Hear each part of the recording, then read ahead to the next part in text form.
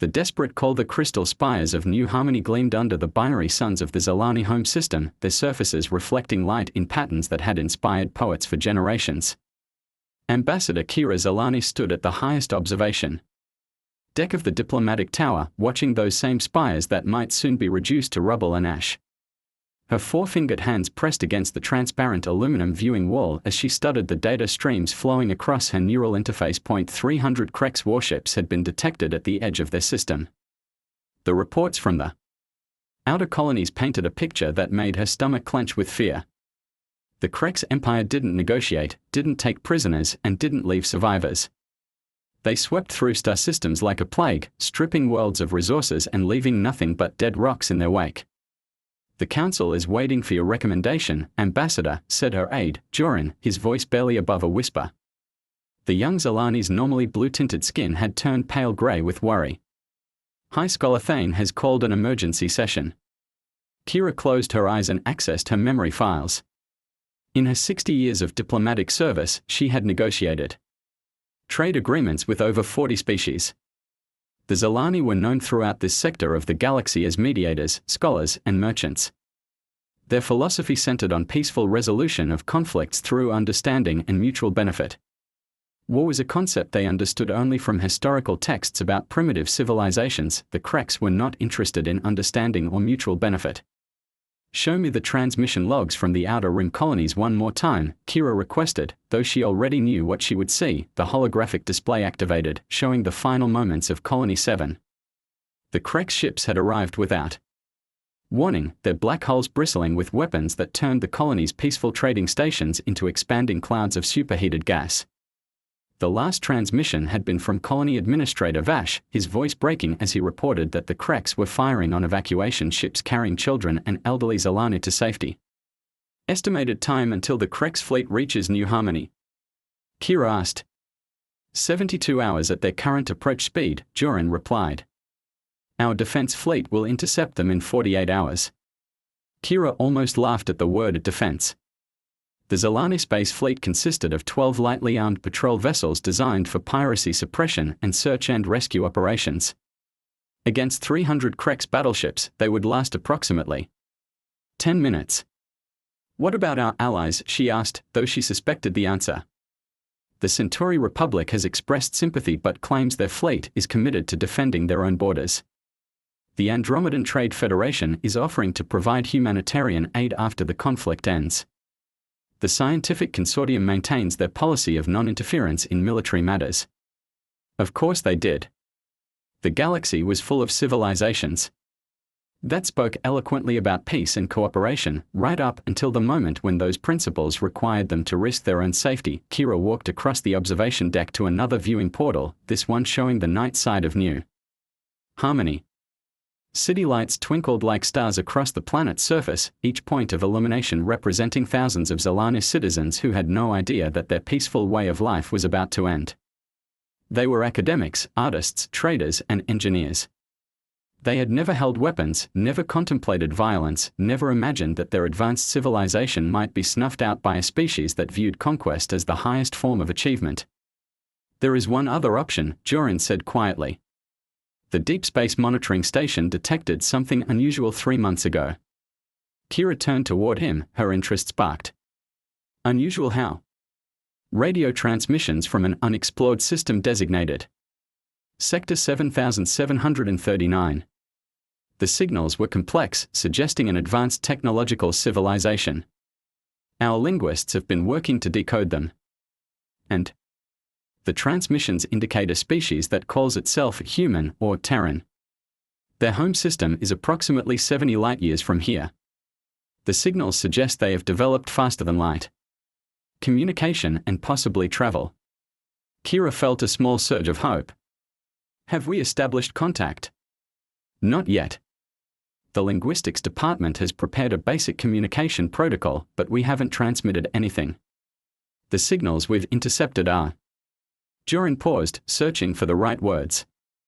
"Concerning." "Concerning how?" "They appear to have extensive military communications networks. References to defense fleets, marine divisions, and orbital bombardment capabilities. The linguists believe this species may be quite militaristic. Under normal circumstances, that information would have ended Kira's interest immediately. The Zilani had no desire to contact warlike species, having learned from historical records that such civilizations were usually more trouble than they were worth. But these were not normal circumstances. "Do we have any choice?" she asked. Joran activated his data pad and projected population statistics into the air between them. Current Zilani population across all colonies, 2,400,000,000. Projected casualties if the Krex invasion succeeds, 100%. The numbers hung in the air like an accusation. 2.5 billion lives, the entire sum of Zilani civilization, reduced to a single statistic. Prepare the transmission, Kira decided. Emergency priority. Address it to whoever leads this human species. What should we tell them? Kira looked out at the lights of New Harmony one more time. The truth. That we are a peaceful civilization facing extinction. That we need help from anyone willing to provide it. That we are running out of time. 6 hours later, Kira stood in the council chamber before High Scholar Thane and the assembled representatives of Zilani civilization. The chamber was a masterpiece of their architectural philosophy, with flowing organic curves and surfaces that seemed to grow naturally from the crystal foundation. Normally, it was a place of calm deliberation where complex problems were resolved through patient discussion and careful analysis. Today, it felt like a tomb. "The transmission has been sent," Kira reported to the assembly. "We should receive a response within hours if the humans have the communication technology our analysis suggests." High Scholar Thane was ancient even by Zilani standards, his skin having taken on the deep purple hue that marked extreme old age.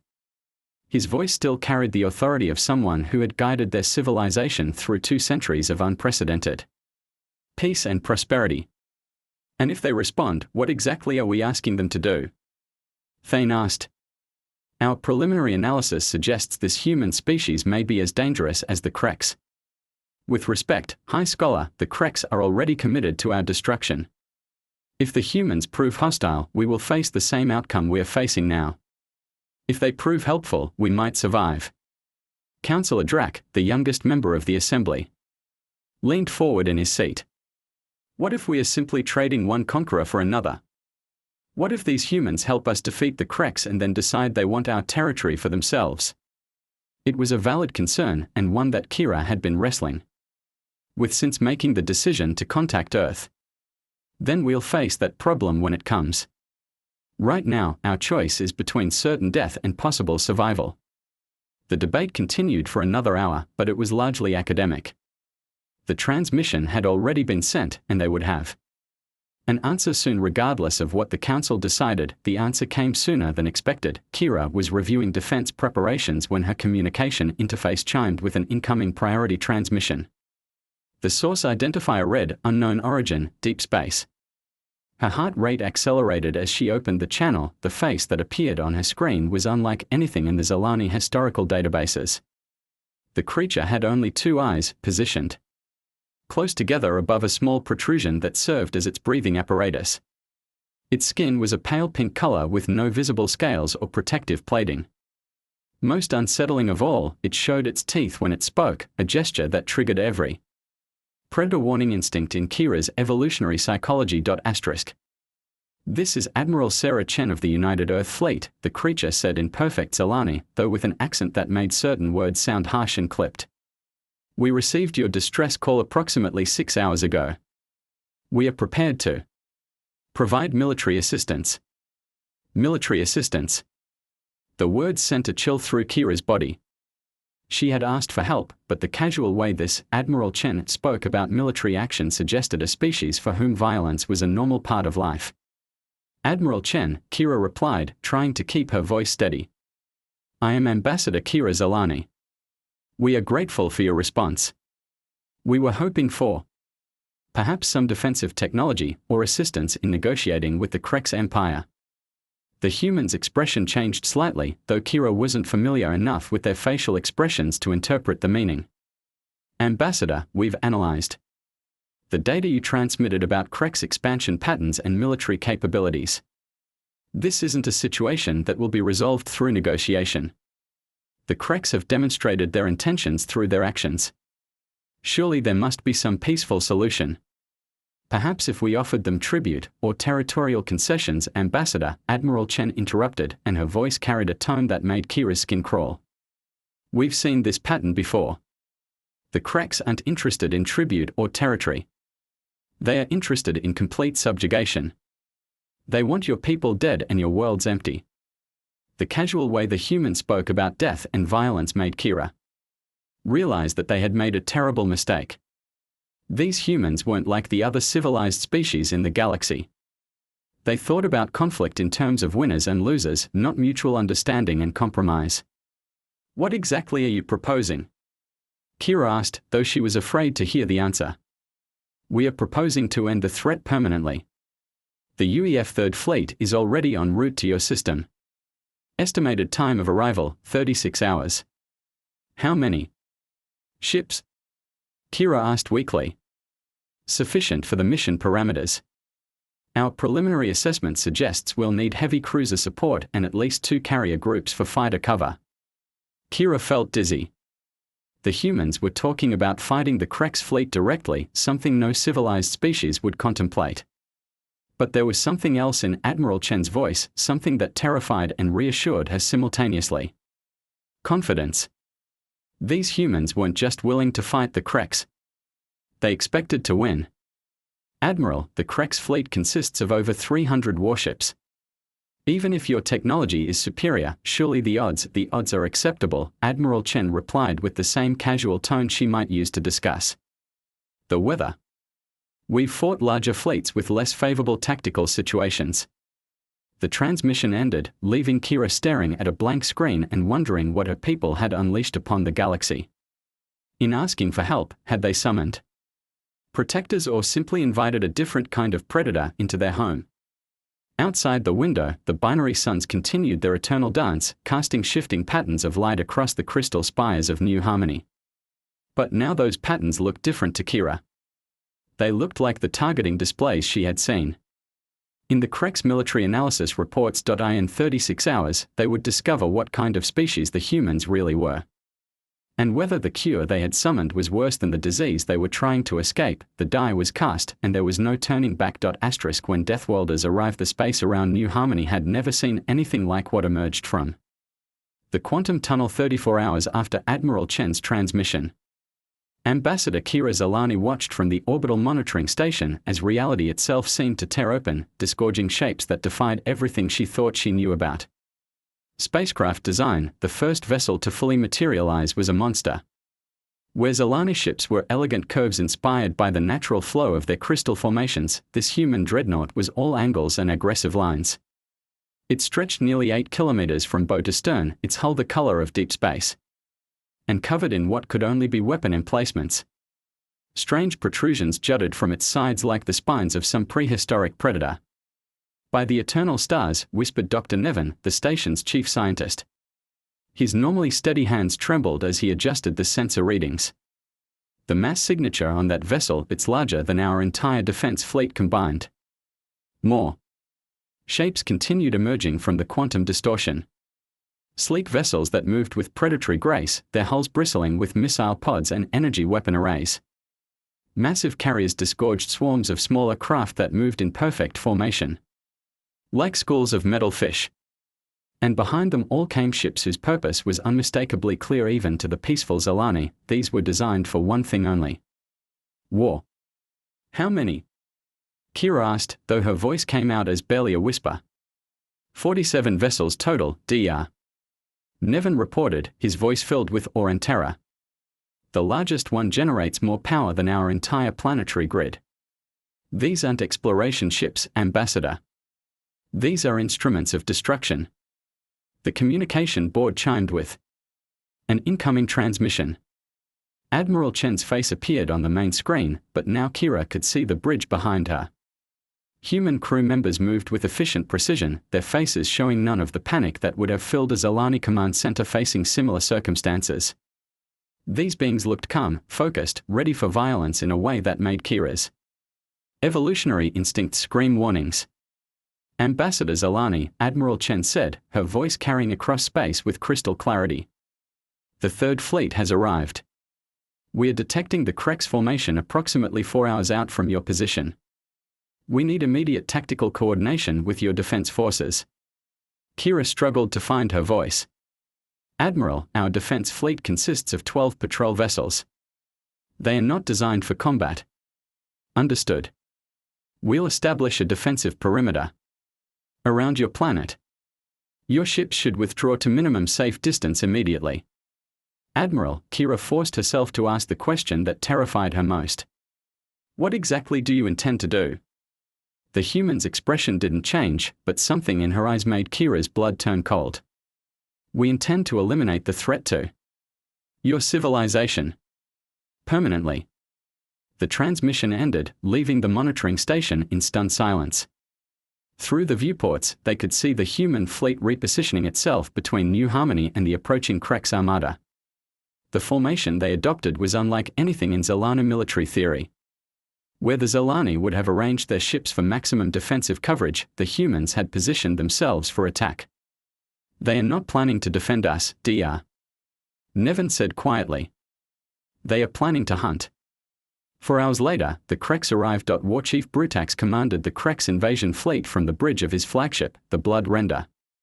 He had conquered 17 star systems in his military career, and the pattern was always the same. The target species would panic, attempt futile resistance, and then die screaming as his ships reduced their worlds to glowing cinders. The Zalani were supposed to be easier than most. Intelligence reports indicated a peaceful civilization with minimal military capability. His 300 warships should have been massive overkill, but Brutax believed in overwhelming force. Dead enemies couldn't cause complications later. Sir, his tactical officer reported, we are detecting unexpected vessels in the target system. Unknown configuration, but they appear to be positioning themselves between us and the Zalani homeworld. Brutax studied the sensor displays with growing interest. 47 ships against his 300.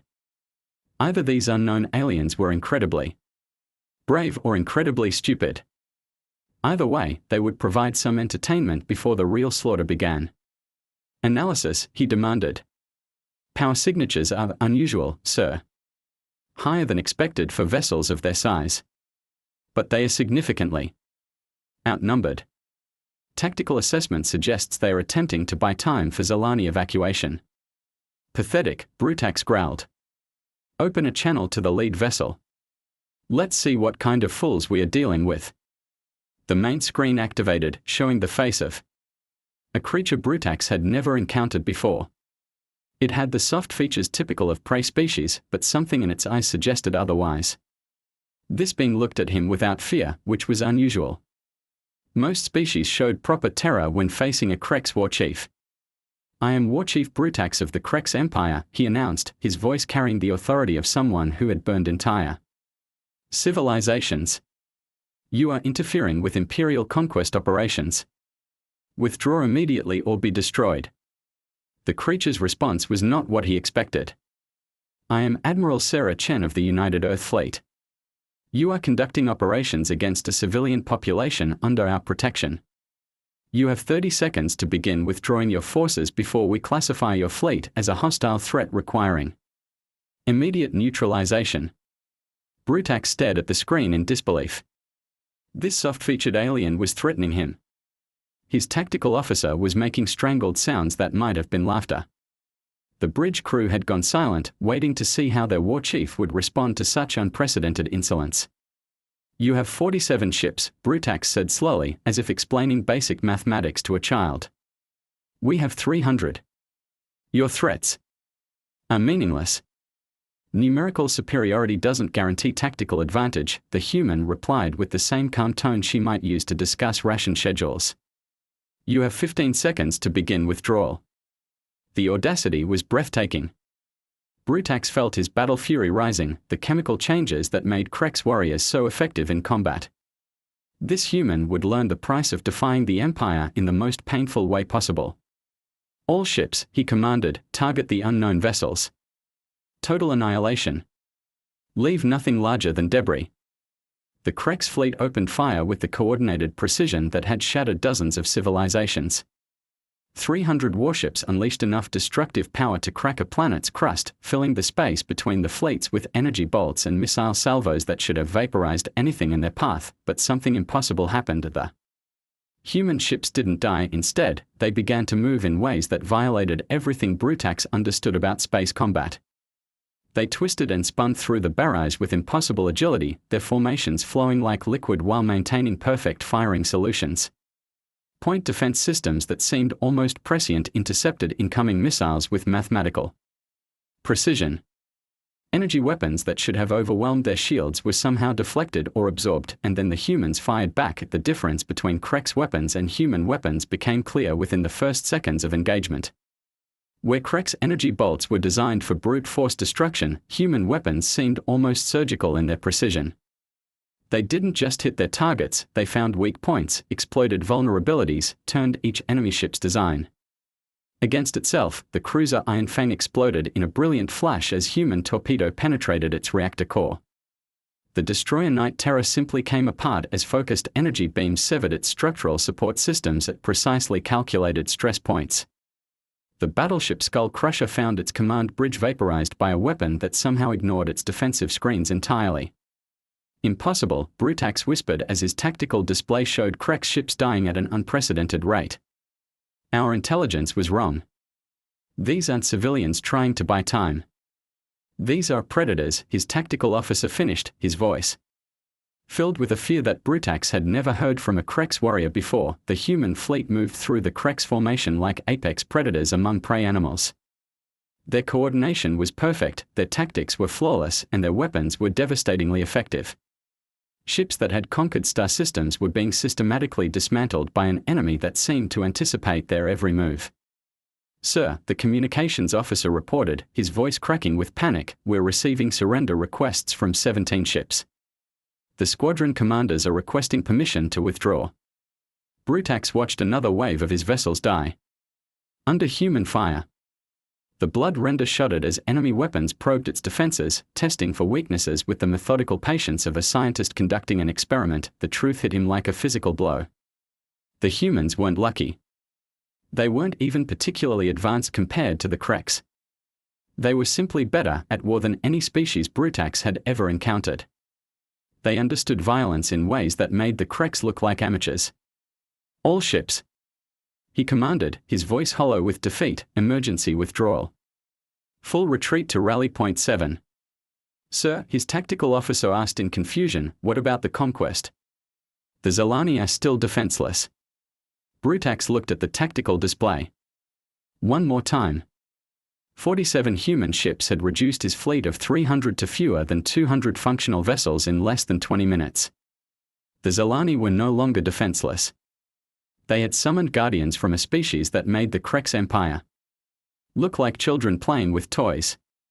"The Zalani are under the protection of a warrior race," he said quietly. "We don't wage war against superior predators. We find easier prey." The surviving Kreks ships fled into quantum space, leaving behind the wreckage of what had been the Empire's most powerful invasion fleet. On New Harmony, Ambassador Kira Zalani watched the aftermath of the battle with emotions she couldn't begin to process.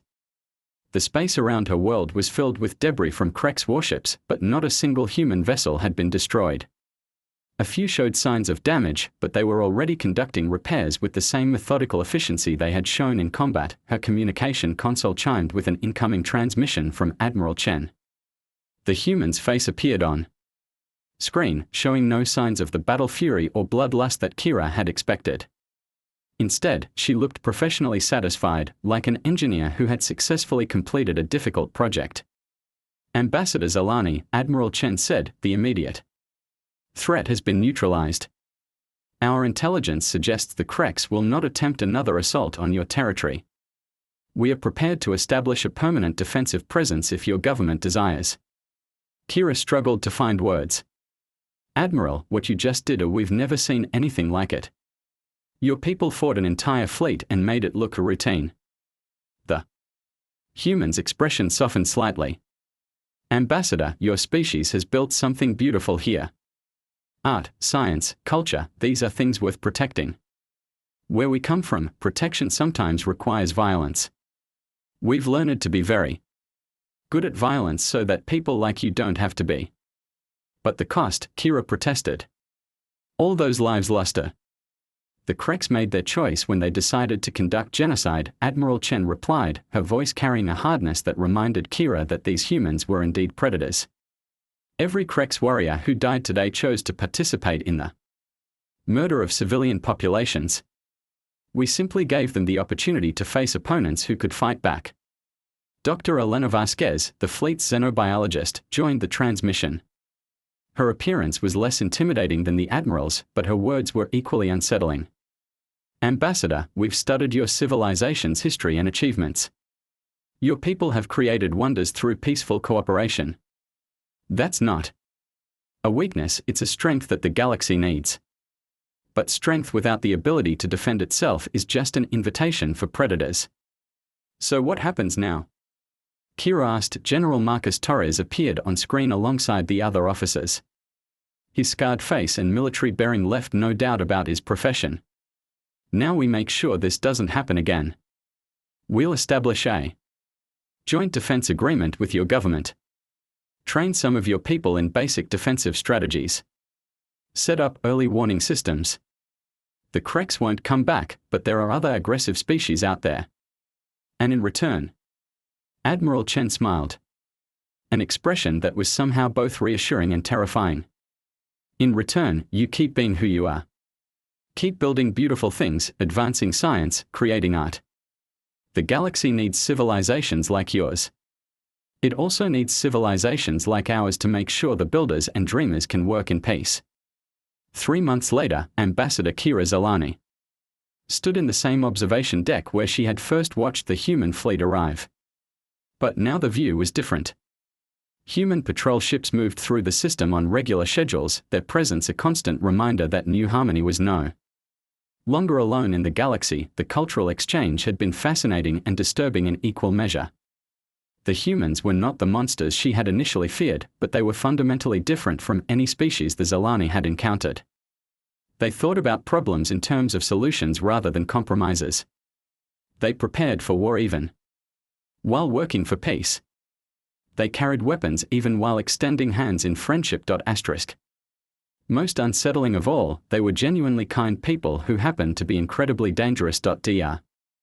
Vasquez had established a research station on New Harmony's third moon, where human and Zalani scientists worked together on projects that neither species could have imagined alone. General Torres had set up a small training facility where Zalani volunteers learned basic defensive tactics, though most found the experience deeply uncomfortable, and Admiral Chen had kept her word about protection. 3 different aggressive species had approached Zalani space in the months since the Kreks' defeat. All had withdrawn immediately upon detecting human patrol signatures. Ambassador, Jorin said, approaching with a data pad in his hands, we've received another request for diplomatic contact from the Andromedans. They are very interested in establishing trade relations now that we are under human protection. Kira almost smiled. The same species that had refused to help during the Kreks' crisis were now eager to associate with the Zalani now that they had powerful allies. And the humans' response to increased diplomatic contact. Admiral Chen said, and I quote, "The more friends you have, the safer everyone is. Just make sure they understand that friendship with the Zalani means friendship with Earth." Through the observation deck window, a human destroyer passed by on patrol, its hull gleaming in the light of the binary suns. It was still an alien, frightening vessel, but now it represented safety rather than threat. The galaxy had learned something important in the past 3 months. Peaceful civilizations could thrive and grow, but only when protected by those willing and able to fight for peace. The Zalani would continue to be diplomats, artists, and scholars. The humans would continue to be warriors and guardians, and together they would build something neither species could have achieved alone, a galaxy where beauty and strength could coexist, where dreamers and fighters could work together toward a future worth protecting. The age of human protection had begun, and the galaxy would never be the same.